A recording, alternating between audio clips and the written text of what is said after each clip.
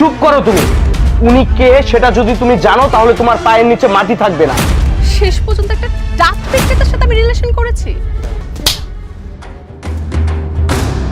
তোর এত বড় সাহস, তুই আমাকে থাপ্পড় মারলি?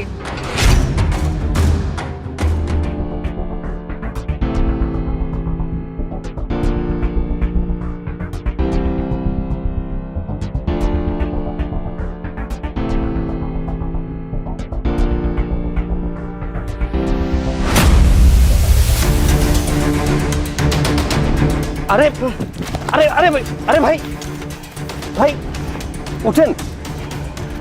আরে আপনি আপনি ঠিক আছেন? হ্যাঁ, আমি সুস্থ আছি বাবু। আপনার গায়ে তো অনেক জ্বর। আপনার বাসা কোথায়?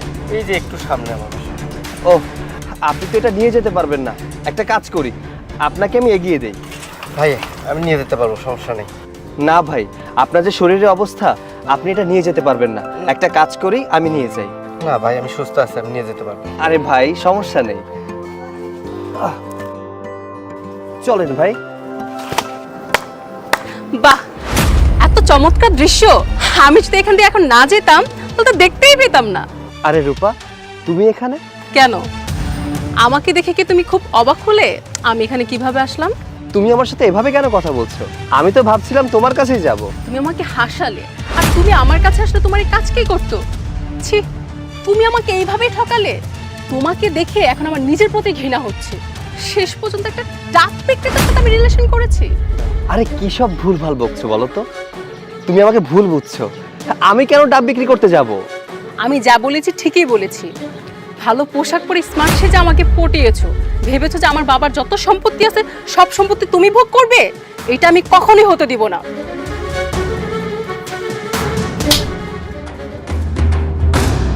তোর এত বড় সাহস, তুই আমাকে থাপ্পড় মারলি? আজকের পর থেকে তোর সাথে আমার কোনো সম্পর্ক নাই। Break up. আরে যাও যাও, তোমার মতো নিচু মনের মানুষের সাথে আমি কোনো সম্পর্ক রাখতে চাই না।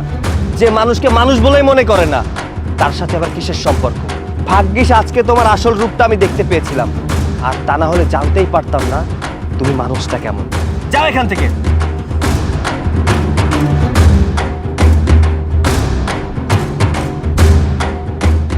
ভাই, এই মেয়েটার কাছে আপনি আমার জন্য অপমান হইলেন, আমাকে আপনি ক্ষমা করে দেন। না ভাই, আপনার জন্য আমি অপমানিত হইনি। আপনার জন্যই ওর আসল রূপটা আমি জানতে পেরেছি। চলুন ভাই, আপনাকে বাসা পর্যন্ত এগিয়ে দিয়ে আসি। আপনার শরীরের অবস্থা খুব একটা ভালো না। চলুন, চলেন।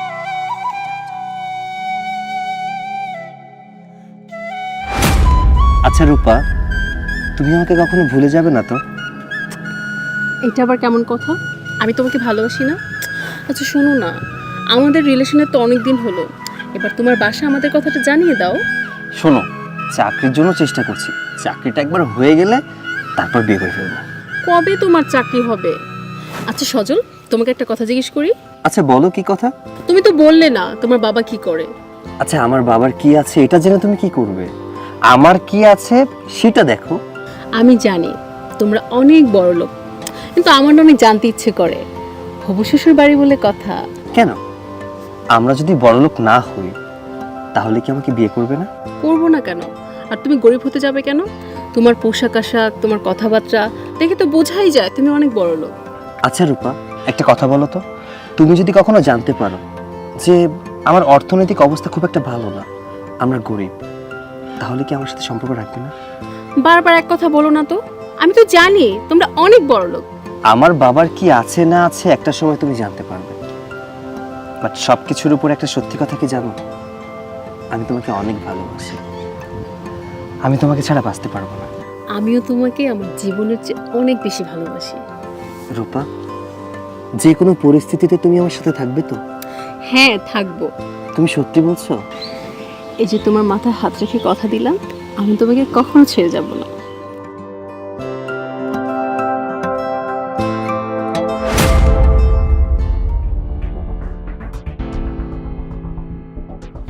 বাবা, তুমি কোথায় যাচ্ছ? ভূমি অফিসে যাচ্ছি। কেন, কিছু বলবি? হ্যাঁ, তোমার সাথে আমার কিছু কথা আছে। কি কথা? বাবা, তুমি বলেছিলে না আমার জন্য ছেলে দেখেছো? আমি তোমার পছন্দের ছেলেকে বিয়ে করব। তুমি ওদেরকে জানিয়ে দাও আমি বিয়েতে রাজি। সত্যি বলছিস মা? তুই বিয়েতে রাজি? হ্যাঁ বাবা, আমি বিয়েতে রাজি। যত তাড়াতাড়ি সম্ভব তুমি সবকিছু রেডি করো। আমি বলেছিলাম না ওই ছেলে একটা ফকির, ওর কি আছে? কিছুই নেই। আর ওর বাবা সারাটা জীবন মানুষের বাসায় কাজ করে খেয়েছে। আমি প্রথম বুঝতে পারিনি বাবা ও যে একটা ফকিরের ছেলে। আর আমাকে বিয়ে করার ওর কোনো যোগ্যতা আছে? আমি বিয়ে করে দেখিয়ে দিব আমার সাথে বেইমানি করলে তার পরিণাম কি হতে পারে। এই তো এতদিন পর তুই আমার মেয়ের মতো কথা বলেছিস। আচ্ছা মা, আমি যাচ্ছি বাইরে, সব ব্যবস্থা করছি, তুই ঘরে যা। হ্যাঁ যা, ঘরে যা।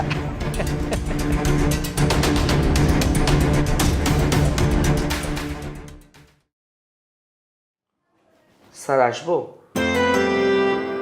আরে এসো এসো, বসো।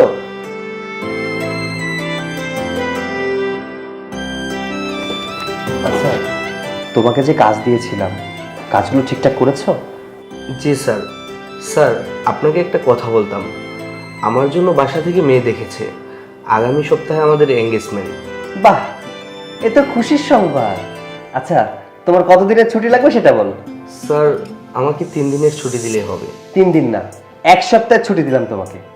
আপনাকে অসংখ্য ধন্যবাদ স্যার। আরেকটা কথা স্যার, আপনাকে কিন্তু অনুষ্ঠানের দিন অবশ্যই থাকতে হবে। আরে কি যে বলো না, তোমার এঙ্গেজমেন্ট আর আমি আসবো না? অবশ্যই আসবো। ধন্যবাদ স্যার। তাহলে স্যার আমি ফাইলটা নিয়ে যাই। আচ্ছা ঠিক আছে, আসি স্যার। আসসালামু আলাইকুম। ওয়ালাইকুম আসসালাম।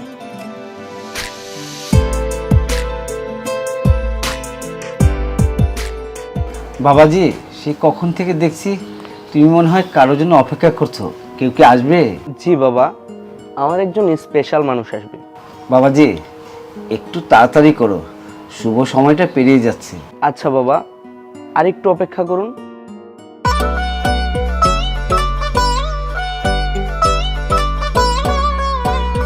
ওই তো এসে পড়েছে। তুই এখানেও চলে আসলি? ছোট লোকের বাচ্চা, তুই আমার বাসা থেকে বের হয়ে যা। আচ্ছা, তুমি কাকে কি বলছো? তুমি কি ওনাকে চেনো? উনি কে? হ্যাঁ চিনি, খুব ভালো করেই চিনি। সামান্য একজন ডাব বিক্রেতা। চুপ করো তুমি। উনি কে সেটা যদি তুমি জানো তাহলে তোমার পায়ের নিচে মাটি থাকবে না। থাক, ওনাকে আর আমার পরিচয় দিয়ে লাভ নেই। উনি মনে হয় তোমার হবু স্ত্রী, রাইট? স্যার, আমাকে ক্ষমা করবেন। আমি জানতাম না ওনার ব্যবহার যে এত খারাপ। আর যদি জানতাম তাহলে কখনো আমি এই বিয়েতে রাজি হতাম না। আপনি সামান্য একজন কাজের লোকের জন্য আমাকে অপমান করছেন? আচ্ছা, আপনার কি মাথা খারাপ হয়ে গিয়েছে? আপনি কাকে বারবার কাজের লোক বলছেন? আপনি ওনাকে চিনেন? আমি যেই অফিসের মধ্যে জব করি সেই অফিসের বস উনি। কি? ও আপনার অফিসের বস? হ্যাঁ, আমি ওনার অফিসের বস। মনে আছে সেদিনের কথা, যেদিন আপনি আমাকে ডাবওয়ালা ভেবে আমাকে রিজেক্ট করেছিলেন? শুনুন, আমি ডাবওয়ালা না। ওই দিন আপনাকে আমি বলতে যাচ্ছিলাম যে আমি অফিসের বস, আমাদের টাকা পয়সা সম্পত্তির কোনো কিছুর অভাব নেই। প্রতিমধ্যে আমি দেখতে পাই ডাবওয়ালা অসুস্থ হয়ে যায়। আমি তাই তাকে সাহায্য করার জন্য গিয়েছিলাম। আর আপনি আমাকে দেখে ভেবেছেন আমি একজন ডাবওয়ালা। ভালোই হয়েছিল সেদিন ডাবওয়ালার সাথে আমার দেখা হয়েছিল। আর তা না হলে আপনার এই মুখোশটা তো আমি দেখতে পেতাম না। বিমুখ, আমি চলে যাচ্ছি। যাবার আগে তোমাকে একটা কথা বলে যাই, জীবনে জীবন সঙ্গিনী সবসময় বেছে নেওয়া উচিত। আসি।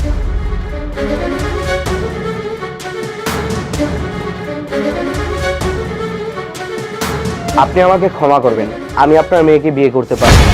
যে মেয়ে টাকা ছাড়া কোনো কিছু চেনে না সেই মেয়ের সাথে সারাটা জীবন থাকা আমার পক্ষে সম্ভব না। বাবাজি, আমার মেয়ের জীবনটা নষ্ট হয়ে যাবে। তোমার পায়ে ধরি, এলাকার সবাই যদি জানাজানি হয়ে যায় তাহলে আমার মান সম্মান কিছুই থাকবে না। আপনি আপনার সম্মানের কথা চিন্তা করছেন, কিন্তু এইখানে আমার সারা জীবনের প্রশ্ন। যে মেয়ে টাকা ছাড়া কোনো কিছু চেনে না সেই মেয়ের সাথে আমি সারাটা জীবন কি করে থাকবো? আমার যদি কখনো টাকা পয়সা না থাকে তাহলে তো আপনার মেয়ে আমাকে ছেড়েও চলে যাবে। মা, চলো। বাবা